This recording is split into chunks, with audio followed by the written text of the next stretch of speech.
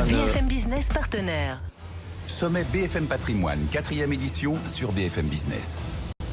Voilà, j'allais le dire, et je l'ai dit d'ailleurs. Le 21 juin prochain se tient le 4e sommet BFM Patrimoine au Carrousel du Louvre à Paris. Et comme à chaque édition, nos partenaires nous accompagnent dans les jours qui précèdent l'événement. Et aujourd'hui, c'est Caroline Delangle qui est avec nous. Bonjour Caroline. Bonjour. Vous êtes responsable Cross Asset Solutions chez Fédéral Finance Gestion. Avec vous, on va se pencher sur les enjeux et les défis de la gestion structurée dans le contexte actuel. Tout d'abord, quel type de produits, de formules sont proposés aux clients aujourd'hui, notamment aux particuliers en la matière? Alors peut-être en guise d'introduction sur la matière, c'est vrai que les produits structurés aujourd'hui sont très appréciés parce qu'ils permettent d'aller chercher du rendement tout en exploitant finalement, en bénéficiant de cette convexité caractéristique de ces produits-là. On pourrait dire une optimisation caractérisée par une optimisation du couple rendement-risque. Donc peut-être juste un petit point rapide sur l'état du marché des structurés actuel. Donc à fin 2021, donc si je considère le marché français en offre publique, ça représente un volume global de 15 milliards d'euros. Donc c'est quand même un marché qui se porte bien. Et si on regarde un peu l'évolution, alors je laisse l'année 2020 de côté, qui est quand même un peu particulière, mais par rapport à 2019, c'est une évolution de 2,5 milliards, donc par rapport à 2019. Donc qui montre que ce marché est quand même, se porte bien, est en expansion et présente un intérêt, on va dire, même dans un contexte de taux d'intérêt bas. Donc si on revient à la question sur quel type de formule, quel type de produit, aujourd'hui le marché est dominé par les formules qu'on appelle de type autocall. Alors c'est quoi un autocall? C'est une formule donc, qui va permettre de délivrer un coupon. Donc sous certaines conditions, si l'indice sous-jacent de la formule va être supérieur à une barrière, avec un mécanisme de remboursement anticipé. Donc cela est financé par un mécanisme de perte possible en capital à échéance si l'indice baisse au-delà d'une certaine limite par rapport à son niveau de départ. Donc qu'est-ce que ça va être pour nous finalement en tant que nous gérants de produits structurés dans la construction des produits?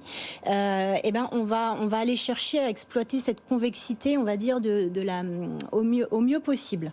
Donc ça va être évidemment de maximiser la probabilité d'obtention du coupon pour le client, tout en minimisant bien sûr le risque de perte en capital à échéance.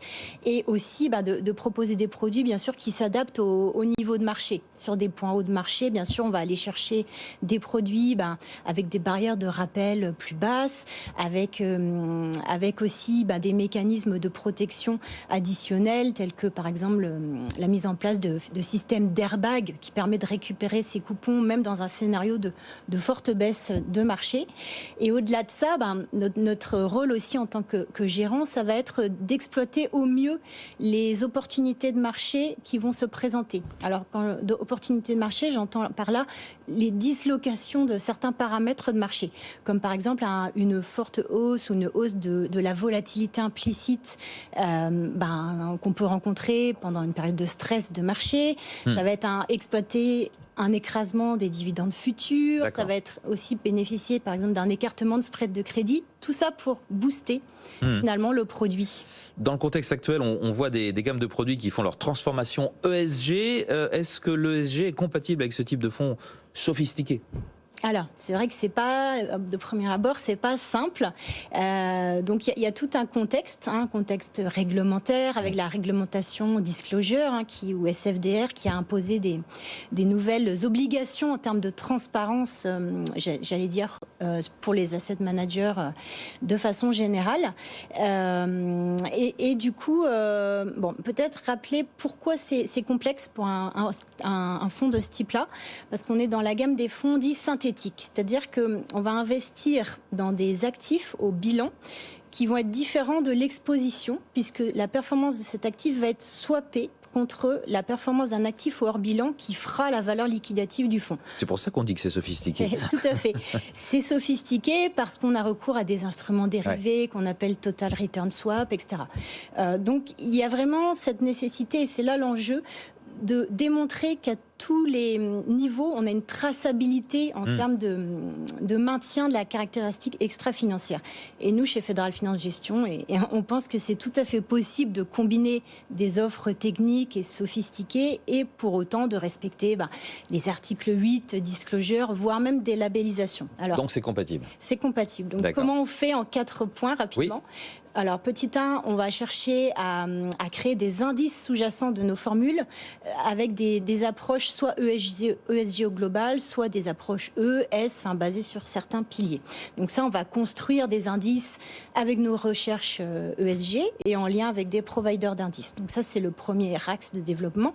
Le second, c'est travailler avec nos contreparties de marché aussi, puisqu'on on travaille avec eux via la mise en place de swap, de total return swap, pour que ces contreparties nous donnent contractuellement des engagements qu'elles respectent bien, qu'elles s'assurent bien de la maintenance, on va dire, de la caractéristique extra-financière.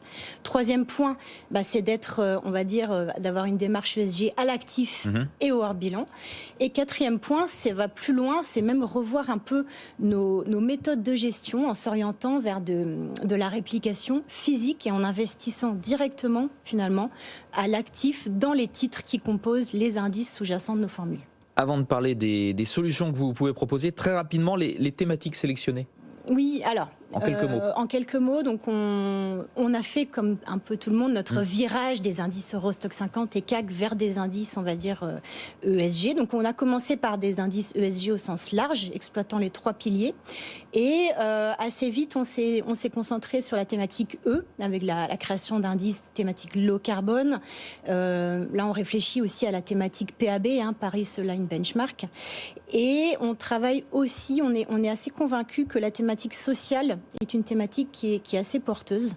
Donc c'est un peu les axes, les directions dans lesquelles on travaille aujourd'hui. Le défi pour les assureurs, notamment, c'est de se désengorger en fonds euros, qui ont pris une place conséquente ces dernières années.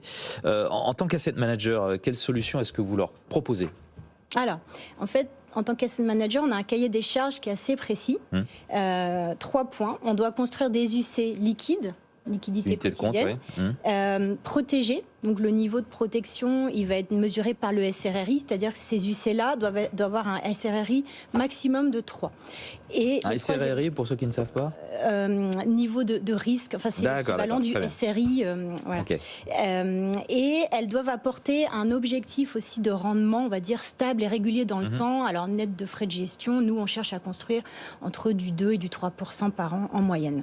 Donc c'est un peu avec ce cahier des charges qu'on travaille et on a développé donc une ingénierie de protection qui sont une gamme de fonds qui assure à tout moment, on va dire, X% de la plus haute valeur liquidative atteinte. Donc le X, il est entre 80% et 90%. En fonction du couple rendement-risque qu'on veut avoir.